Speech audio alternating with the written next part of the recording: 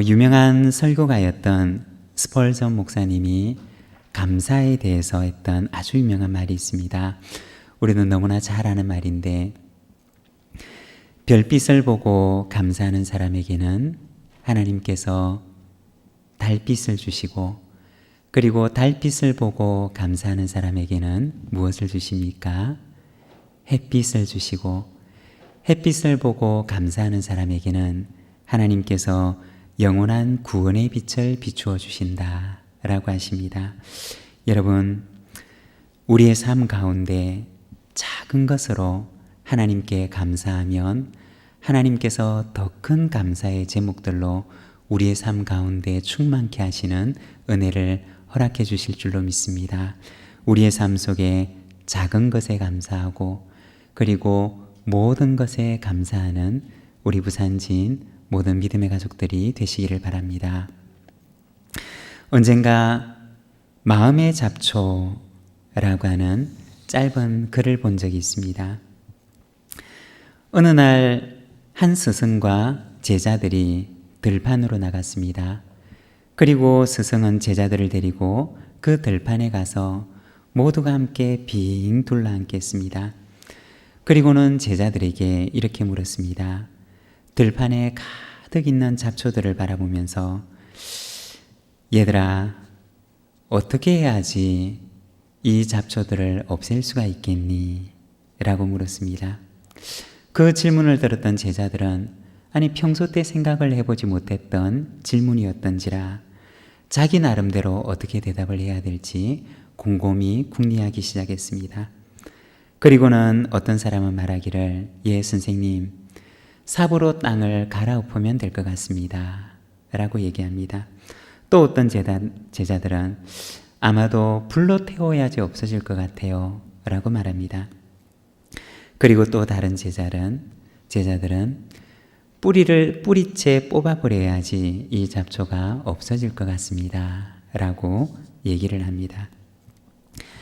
각자 다 나름대로 저마다 생각한 방법을 선생님께 얘기를 합니다. 제자들의 답을 모두 들었던 스승은 제자들에게 말합니다. 그래, 이제 이것이 우리의 마지막 수업이다. 각자 집으로 돌아가서 오늘 자기가 얘기한 대로 각자 자기 마음의 잡초를 없애보거라 고 얘기를 합니다. 그리고 만일에 그렇게 했는데도 그 잡초를 없앨 수가 없었다면 우리가 1년 뒤에 여기에서 다시 만나자꾸나 라고 얘기합니다.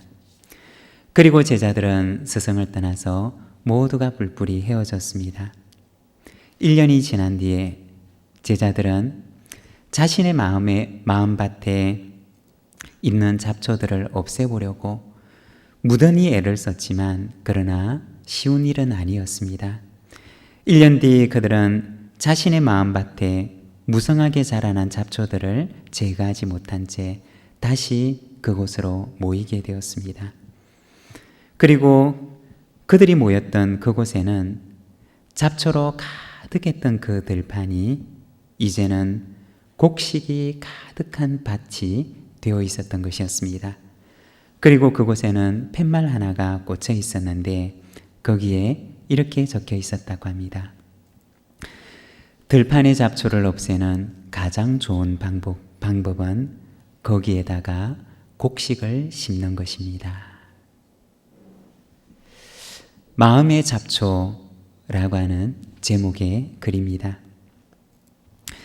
오늘 우리가 읽은 이 본문의 말씀에서는 우리가 너무나 잘 알고 있는 성령의 열매에 관한 말씀입니다. 우리가 이 열매 맺는 계절을 맞이해서 우리가 앞으로 몇 주간을 통해서 열매 맺는 삶에 대해서 우리가 함께 말씀들을 나누기를 원합니다. 우리가 하나님 앞에 어떤 열매를 가지고 나가야 될까? 우리가 살아가면서 하나님 앞에 우리가 어떤 열매를 맺으며 살아가야 할까? 라고 하는 이 물음을 가지고 우리가 성령의 열매에 대해서 함께 묵상을 하고자 합니다. 특별히 오늘 우리가 읽었던 이 말씀에 보면 먼저 성령의 열매에 대해서 얘기를 하기 전에 이 갈라디아서 말씀은 마치 우리의 마음밭에 나 있는 잡초와도 같은 육체의 일들에 대해서 먼저 이야기를 하고 있습니다. 16절의 말씀을 보게 되면 이렇게 말씀합니다. 내가 이르노니 너희는 성령을 따라 행하라. 그리하면 육체의 욕심을 이루지 아니하리라. 성령을 따라 행하는 삶과 그리고 육체의 욕심을 따라서 행하는 삶에 대해서 말씀을 합니다. 먼저 이 다양한 성령의 열매에 대해서 얘기를 하기 전에 육체의 욕심을 따라 행하는 삶과 그리고 그 삶에서 나타나는 열매들의 리스트를 쭉 열거하면서 이야기를 하는데 19절에서 21절까지 말씀을 보게 되면 15가지로 구분을 해서 이야기를 합니다. 우리가 오늘 읽었던 말씀, 우리가 갈라디아서 5장 19절에서 21절 말씀을 우리가 천천히 다시 같이 한번 읽어보도록 하겠습니다. 우리 각 가정에서 예배를 드리시는 우리 가족들도 우리 혹시 함께 읽을 수 있는 여건이 되면 우리 같이 한번 읽도록 하겠습니다. 함께 읽겠습니다. 육체의 일은 분명하니 곧 음행과 더러운 것과 호색과 우상 숭배와 주술과 원수 맺는 것과 분쟁과 시기와 분냄과 당 짓는 것과 분열함과 이단과 투기와 술 취함과 방탕함과 또 그와 같은 것들이라.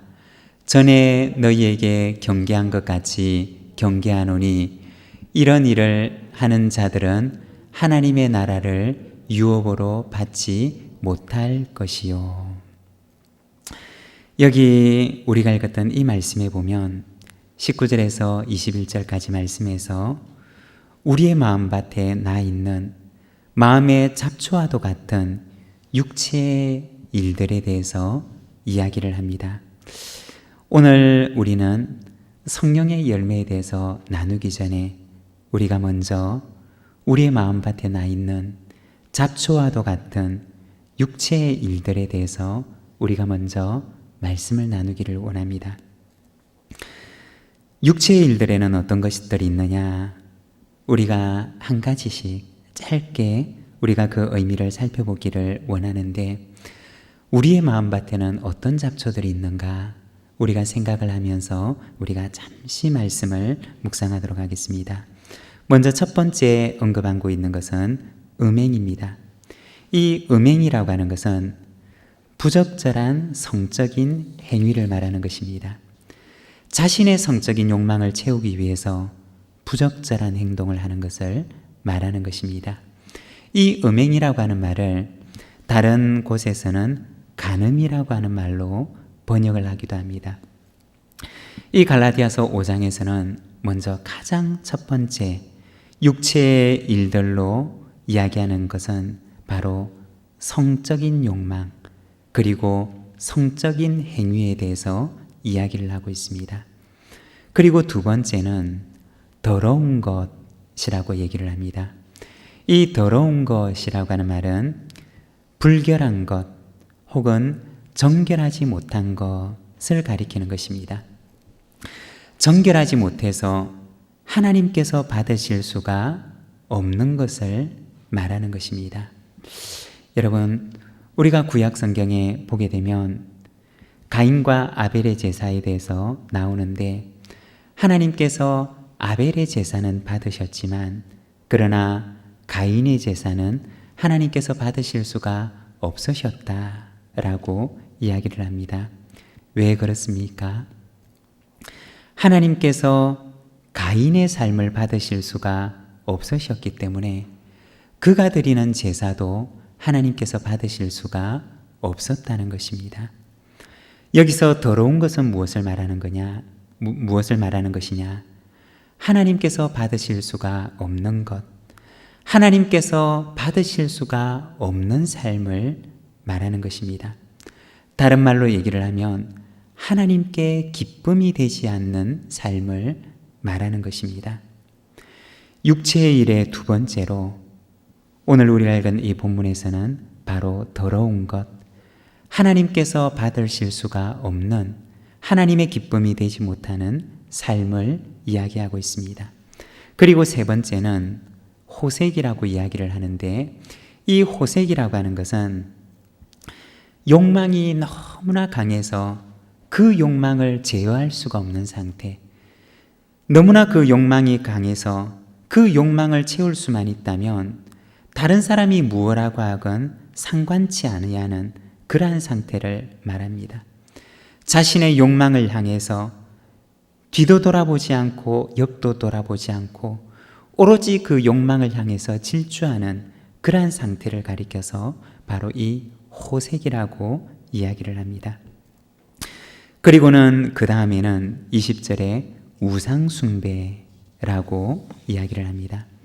이 우상숭배라고 하는 것은 무엇을 말하는 것이냐? 바로 하나님이 아닌 것을 하나님 자리에 놓는 것을 가리키는 말입니다. 골로새서 3장 5절의 말씀을 보게 되면 이 우상숭배에 대해서 조금 더 정확하게 이야기를 하는데, 우리 골로새서 3장 5절의 말씀을 우리가 같이 한번 읽어보도록 하겠습니다. 함께 읽겠습니다. 그러므로 땅에 있는 지체를 죽이라. 곧 음란과 부정과 사욕과 악한 정욕과 탐심이니 탐심은 우상 숭배니라. 여러분, 여기에 보면 무엇이 우상 숭배라고 이야기를 하고 있습니까? 바로 탐심. 우상 숭배의 실체가 무엇이냐? 그 우상 숭배의 실체는 바로 탐심이다 라고 이야기를 합니다. 우상 숭배의 그 가장 밑바닥에는 무엇이 있느냐? 바로 인간의 탐심이 그 속에 자리 잡고 있다는 것입니다. 하나님 자리를 대신하는 욕망이 바로 우상의 자리에 서 있다는 것입니다. 그것을 바로 우상 숭배라고 이야기를 합니다. 그리고 그 다음에는 주술이라고 이야기를 하는데, 이 주술이라고 하는 말은 사도행전 19장 19절의 말씀에서는 마술이라고 하는 말로 번역을 하고 있습니다.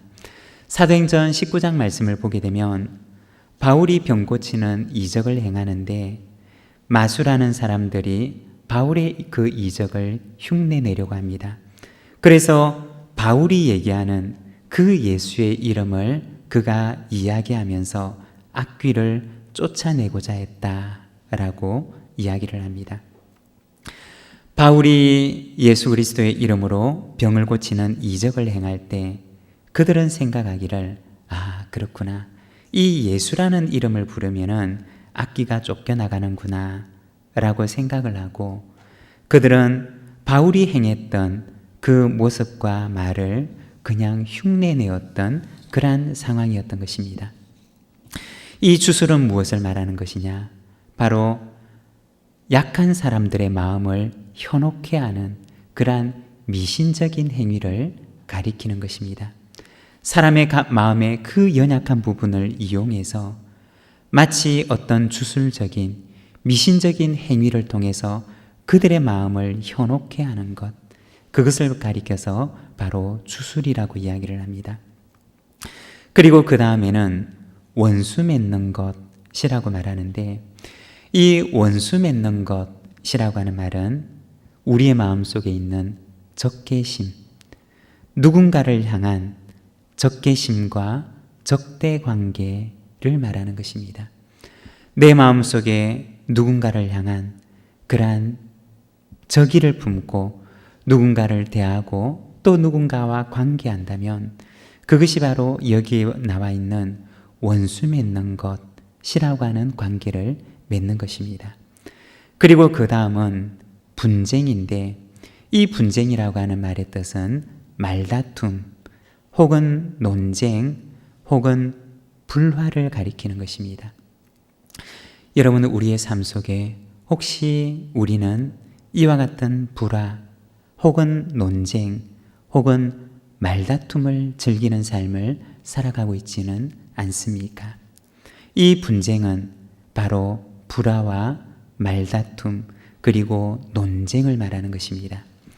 그리고 시기라고 하는 것은 남이 자기보다 잘 되는 것을 미워하고 싫어하는 마음, 누군가가 나보다 더 잘 되는 것을 보게 되면 그것이 너무 싫고 그것이 너무 그 상대방이 미워지는 마음, 바로 그 마음을 가리켜서 시기라고 이야기를 합니다. 그리고 그 다음에는 분냄인데, 이 분냄이라고 하는 것은 어떤 것이냐? 아주 오랫동안 지속이 되는 적개심이나 노여움을 말하는 것이 아니라, 여기서 말하는 분냄이라고 하는 것은 어느 한순간 마치 불처럼 타오르는 노여움과 화를 말하는 것입니다. 여러분, 성경 가운데 우리가 대표적인 사람을 들자고 하면 예수님께서 제자들 가운데 우레의 아들이라고 하는 별명을 붙여주셨던 사람이 있습니다. 여러분 누군지 기억하십니까? 바로 야고보와 요한입니다. 예수님께서는 이 야고보와 요한에게 그들이 얼마나 성격이 급했던지 그들에게 천둥이라고 하는 우레라고 하는 별명을 그들에게 붙여주셨던 것입니다. 얼마나 성격이 급하고 한 번 그 마음속에 그 한 번 분을 내면 마치 순간적으로 불처럼 타오르는 그러한 노를 바라는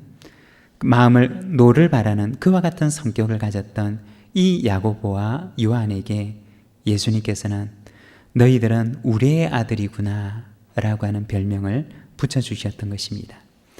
그런데 나중에 어떻게 되었느냐? 이 요한이라고 하는 사람은 우레의 아들에서 사랑의 사도 요한으로 변화되는 것을 우리는 보게 됩니다. 이 분냄이라고 하는 것은 한순간에 불처럼 타오르는 분노를 말하는 것입니다. 그리고 그 다음에는 당짓는 것인데, 이 당짓는 것이라고 하는 말은 다른 성경에서는 번역하기를 이기심이라고 하는 말로 번역을 하고 있습니다. 이기주의, 어떤 자신이 속해 있는 그러한 자신 혹은 자신이 속해 있는 어떤 집단의 이익을 위해서 패를 짓는 것을 가리키는 것입니다. 교회 안에서도 조심해야 될 것은 바로 이 이기심입니다. 교회 가운데도 부서 이기주의 혹은 끼리끼리 모이는 모임, 이와 같은 이기적인 모임들을 우리는 참 경계하고 또 조심해야 하는 것입니다. 그리고 그 다음은 분열함이라고 얘기를 합니다. 이 분열함이라고 하는 것은 우리가 성경 가운데 고린도 전후서를 통해서 보게 되는데, 이 고린도 교회에 생겨났던 분열들을 우리는 성경을 통해서 보게 됩니다. 고린도 교회를 지도했던 몇몇 지도자들을 중심으로 해서 그들은 서로 분열하게 되는데, 나는 바울에게 속한 사람이다, 나는 아볼로에게 속한 사람이다, 나는 그리스도에게 속한 사람이다. 그들은 자기들을 지도했던 그 지도자의 이름을 따라서 그들은 서로 분열하고, 그리고 교회 안에 서로 여러 파로 나뉘게 되는 그러한 일들을 그들의 교회 가운데 그들은 경험하게 됩니다. 바로 분열이라고 하는 것은 고린도 교회에 나타났던 그 모습처럼 교회 안에서 여러 파를 나누는 것을 말하는 것입니다. 그리고 그 다음은 이단이라고 얘기를 하는데, 이 이단이라고 하는 것은 먼저 첫 번째는 교회 안에서 나누어졌던 그 파가 완전히 고착된 것을 말하는 것입니다. 교회 안에서 마치 고린도 교회처럼 그들이 가지고 있었던 생각, 그리고 그들이 가지고 있었던 이기심을 가지고 그들이 파로 나뉘게 되는데, 이것이 잠깐 동안 나뉘어진 파가 아니라 그것이 그냥 그대로 고착돼 버렸던 것입니다. 완전히 고착되어서 도무지 합쳐질 수가 없는 상태, 바로 그 상태를 이단이라고 이야기를 합니다. 그리고 나아가서는 우리가 알고 있는 이단이라는 의미로 발전하게 되는데, 교회 안에 있는 건강한 신앙의 모임에서 완전히 떨어져 나가버린 모임, 그것을 가리켜서 나중에는 이단이다 라고 이야기를 하게 됩니다. 그리고 그 다음에는 투기라고 이야기를 하는데, 이 투기는 무엇이냐? 다른 사람이 가지고 있는 것을 빼앗고 싶어하는 마음을 가리키는 것입니다. 다른 사람이 가지고 있는 것, 내가 없는 무언가를 다른 사람이 가지고 있는데 그것을 시기하고 질투하는 마음을 넘어서서 나중에는 그것을 빼앗고 싶어하는 마음, 그것을 가리켜서 바로 이 투기라고 얘기를 합니다. 그리고 마지막으로는 술 취함과 방탕에 대해서 얘기를 하는데, 성경에 보면 이 두 가지는 언제나 같이 쓰였던 것들을 우리는 보게 됩니다. 에베소서 5장 18절의 말씀을 보게 되면 술 취하지 말라, 이는 방탕한 것이니 오직 성령으로 충만함을 받으라 고 얘기를 하면서 이 술 취함과 방탕을 함께 이야기를 하고 있습니다. 이 방탕이라고 하는 것은 흥청망청 먹고 마시고 떠들면서 노는 모습을 가리키는 것입니다.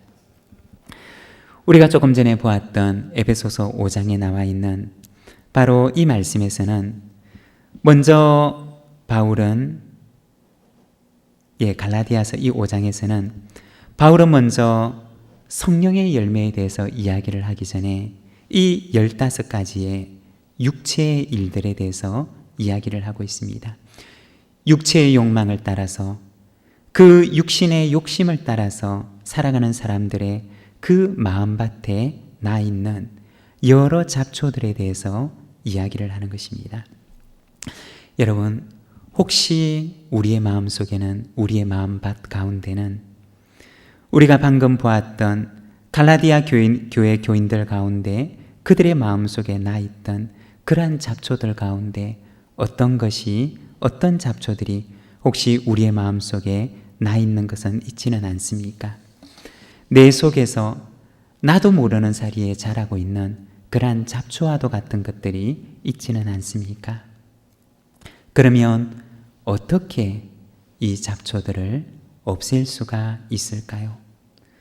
우리의 마음속에 나도 모르는 사이에 자라고 있는, 바울이 갈라디아 교인들에게 편지했던 이 15가지의 혹은 그 이상의 우리의 마음의 밭을 버리고, 그리고 우리의 마음밭 속에 좋은 것이 자라지 못하도록 하는 그와 같은 잡초들이 혹시 우리의 마음속에는 어떤 것들이 있으며 우리는 어떻게 이 잡초들을 없앨 수가 있을까요? 제가 아주 어렸을 적에 어머니를 따라서 부흥회에 참석했던 적이 있었습니다. 아주 어렸을 적에 부모님을 따라서 참석을 했는데, 그런데 어렸을 때지만 그 목사님께서 전하셨던 말씀 가운데 지금도 제 마음속에 기억이 나는 것 한 가지가 있는데, 그때 목사님께서 전하셨던 말씀이 겨자씨 비유에 관한 말씀이었습니다. 그 겨자씨 비유에 관한 말씀을 가지고 설교를 하시는데, 나무가 어릴 때에는 시련을 많이 겪게 된다고 합니다. 그 나무가 어리고 키가 적고 힘이 적을 때는 주변의 잡초들이 자라나고, 그리고 그 나무가 어렸을 때는 비바람과 가뭄과 여러 가지 시련들이 그 나무를 괴롭게 한다는 것입니다. 그렇지만 그 시련들을 이기고 나무가 크게 자라게 되면 어떻게 되느냐? 큰 나무 밑에는 더 이상 잡초가 자라지 못한다는 것입니다. 오늘 우리가 읽은 이 본문의 말씀을 보게 되면 육체의 욕심을 따른 그 일들의 결과인 15가지의 잡초들에 대해서 이야기를 하고 있습니다. 믿는 사람들의 마음 가운데 자라나서 그들의 영혼을 어지럽히고 그 밭을 못쓰게 만드는 그러한 잡초들에 대해서 이야기를 하는데, 그러면 어떻게 하면 이 잡초들을 없앨 수가 있느냐? 바로 그 다음에 나오는 갈라디아서 5장, 우리가 앞으로 몇 주간을 통해서 함께 말씀을 묵상하게 될 갈라디아서 5장 22절과 23절에 나오는 성령의 열매가 맺히는 크고 무성한 나무가 내 속에서 자라게 될 때, 그때 비로소 그 나무 아래 자라고 있는 잡초들이 서서히 말라 죽어서 더 이상 그 나무 아래서 자라지 못하도록 된다는 것입니다. 사랑하는 여러분, 우리 속에 성령의 나무가 자라면, 우리 속에 성령의 열매를 맺는 나무가 자라게 되면 우리의 마음밭에 잡초를 없앨 수가 있습니다. 우리의 마음밭에 더 이상 그 잡초가 우리의 밭을 버리도록 만들지 않을 수가 있습니다. 사랑하는 여러분, 우리의 삶 가운데 이와 같은 성령의 나무를 심어서 우리의 삶 가운데 성령의 열매가 무성하게 맺히는 그와 같은 저와 여러분의 삶이 되기를 소망합니다. 우리가 이 가을 하나님 앞에 어떤 열매를 가지고 주님 앞에 나가기를 원하십니까? 우리 속에 성령의 아름다운 열매들을 가지고 하나님께서 우리의 심령 가운데 맺기를 원하시는 그 풍성한 열매를 가지고 우리가 주님 앞에 기쁨으로 나아가 하나님 앞에 드리는 우리 모든 믿음의 가족들의 삶이 되시기를 간절히 소망합니다. 우리 함께 기도하기를 원합니다. 이 시간 잠시 말씀을 묵상하며 기도할 때, 하나님, 내 속에 주님의 거룩한 성령의 나무가 뿌리 깊이 자라게 하옵소서. 우리의 심령 가운데 우리의 마음의 밭을 더럽히는 잡초가 더 이상 내 마음의 밭을 어지럽히지 아니하도록 주님의 그 성령의 나무 위에 풍성한 성령의 열매가 가득히 맺히도록 인도하여 주시옵소서.